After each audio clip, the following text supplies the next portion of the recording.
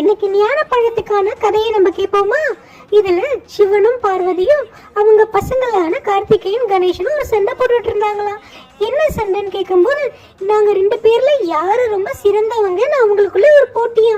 அதை தீர்த்து வைக்கிறதுக்காக சிவபெருமான் சொன்னாரா, இந்த ஞான பழத்தை யாரு ஜெயிக்கிறீங்களோ அவங்க தான் ரொம்ப சிறந்தவங்க அப்படின்னு சொன்னாராம். இதை கேட்ட உடனே கார்த்திகேயனுக்கு சந்தோஷமாயிடுச்சான். என்ன பண்ணணும்னா, இந்த உலகத்தை யாரு வேகமா சுத்தி வராங்களோ அவங்களுக்கு தான் சொன்ன உடனே கார்த்திகேயனும் மயில் வாகனத்துல எடுத்துட்டு வேகமா பறந்து போனாராம். அவர் வேகமா போறத பார்த்து பல மலைகள் பல கடல்கள் தாண்டி எல்லா ஊரையும் ரொம்ப வேகமா சுத்திக்கிட்டு இருந்தாராம். அவரை விட வேகமா யாராலையும் போக முடியாதாம், அந்த அளவுக்கு வேகமா போயிட்டு இருந்தாராம். ஆனா நம்ம கணேசனுக்கும் என்ன பண்றதுன்னு யோசிச்சுட்டு இருக்கும் போது அவருக்கு ஒரு யோசனை வந்துதான். இந்த உலகத்தையே படைச்சது நம்ம அம்மா அப்பா ஆகிய சிவபெருமானும் பார்வதியும் தான்.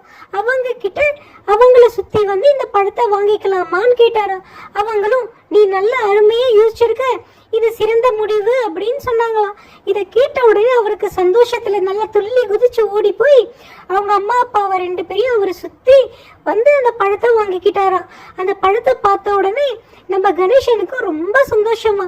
அப்போ அப்பா அம்மாவை சுத்தி வந்து இந்த பழத்தை வாங்கினேன், ஏன்னா அவங்க தான் இந்த உலகத்தை படைச்சாங்க அப்படின்னு கணேசனும் சொன்னாராம். இதை பார்த்து கார்த்திகேயனுக்கு கோபம் வந்துச்சான். எப்படி நான் இந்த உலகத்தை ரொம்ப வேகமா சுத்தி வந்தேன், ஆனா எனக்கு கொடுக்காம கணேசனுக்கு போயிட்டு நீங்க ஞானப்பழத்தை கொடுத்தீங்க அப்படின்னு அவர் கோபமா கேட்டாராம். ஆனா அவங்க அம்மா சொன்னாங்களா, நம்ம வேகம் மட்டும் நமக்கு முக்கியம் இல்லை, நம்மளோட புத்திசாலித்தனமும் தேவை. ஏன்னா நீ இந்த உலகத்தை ரொம்ப வேகமா சுத்தி வந்து அது சரிதான், ஆனா உன்னை விட புத்திசாலித்தனமா யோசிச்ச கணேசனுக்கு தான் ஞானப்பழம் போய் சேரும் அப்படின்னு சொன்னாங்களாம்.